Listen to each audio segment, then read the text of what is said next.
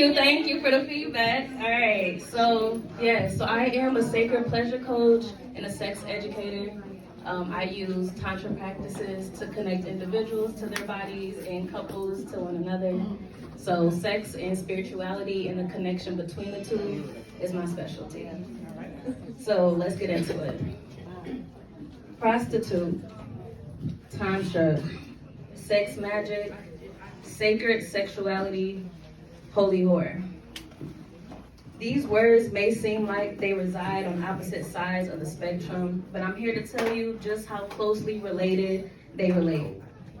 Let's start by defining a holy whore. There's 4 things that qualify someone as one. First, it's a woman. Second, she's gone through ritual or psychological development. Third, she's come to know the spiritual side of her sexuality, which is her true eroticism. And lastly, she lives out her true eroticism according to her individual circumstances. So she keeps that shit personal. By this definition, a sacred prostitute uses sex as a bridge to the divine and enlightenment. Ancient traditions like Tantra, who honor and respect the holy whore, encourage us to experience and practice our divinity by engaging ourselves in the depths of sexual passion and sexual ritual. Sex becomes sacred when the goddess residing in every woman is honored. That requires deep respect and mindfulness within intimacy, relationships, and sex. When we listen to old folk tales passed down through generations and centuries, and they use imagery like the cave, the pit, the hole, and the bottomless black lake, these are all metaphors for rebirth through the great goddess. She who is unnameable, that ancient darkness where all life is born from. The divine feminine is everything in her ability to manifest and multiply. She is also nothing and stays ready to receive, hold, and nurture. Let's talk about the Spanish word for whore, puta. The word derives from the Latin term for grave, puticuli, literally meaning a hole in the earth, and can be translated as womb of rebirth.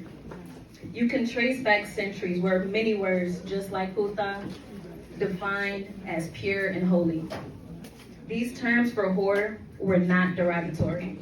Even the word lust is derived from the words luster or light, and originally meant religious joy. Originally, strength, light, lust, and holiness were all one concept. That was also a time when women were worshipped instead of men.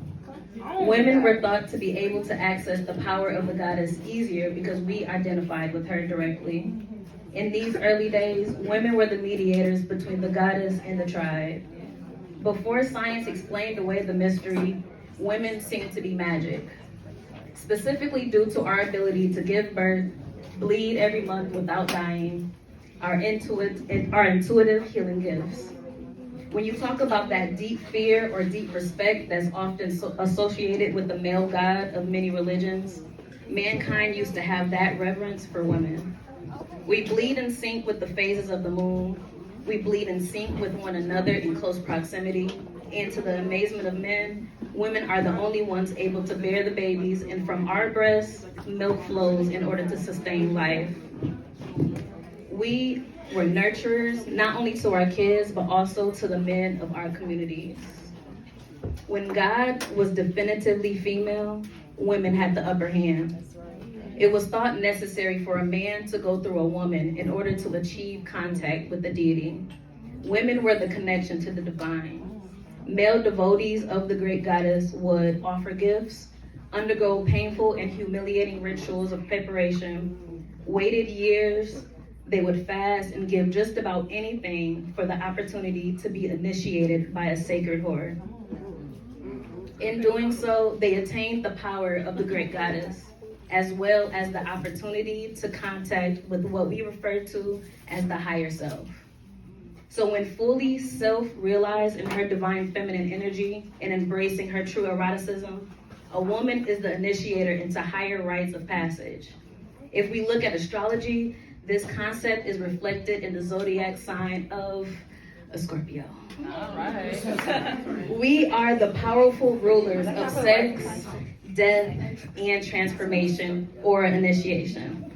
Sexual love can be a path to spiritual evolution. Some occultists believe that sex combined with ritual creates the most powerful magic, hence sex magic.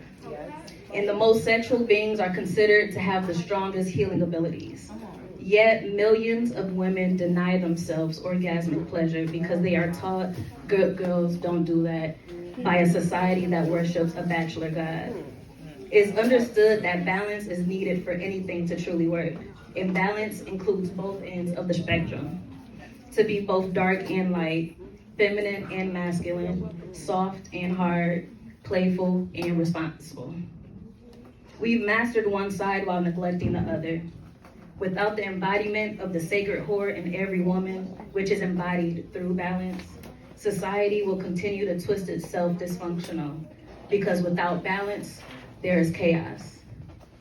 So how do we start to reclaim feminine power? The sacred prostitute is a woman who has reclaimed herself and reconnected with her desires. Most importantly, she is a woman who has reclaimed the sacredness of her body. When the goddess residing in every woman is honored, sacred sexuality can again manifest in our world, because divinity can only live out as much as we are open to receive and embody it. A change in the way women see themselves, in the way that men see women, will be a start to reclaiming feminine power, which resides in men just as much as it does in women. Every woman can invoke the holy whore into her life with pleasure and acceptance due to her circumstances. Through mindful practices such as meditation, yoga, journaling, or Tantra, you become in tune with yourself, in tune with your emotional and spiritual being, and you become in tune with your authentic sexual being without fear and without shame. So let us reunite the polarities of dark and light. Put the Virgin Mary back together with Mary Magdalene, and you have a holy whore who was the mother of an evolved man who went on to lead and help thousands of people. The divine feminine is the root energy and creator of everything that exists in this physical world. She accomplishes this within her darkness, possibly even more than in her lightness. So I leave you with only one question to ask. How will you explore your true eroticism without guilt? Thank you. Yes, thank you.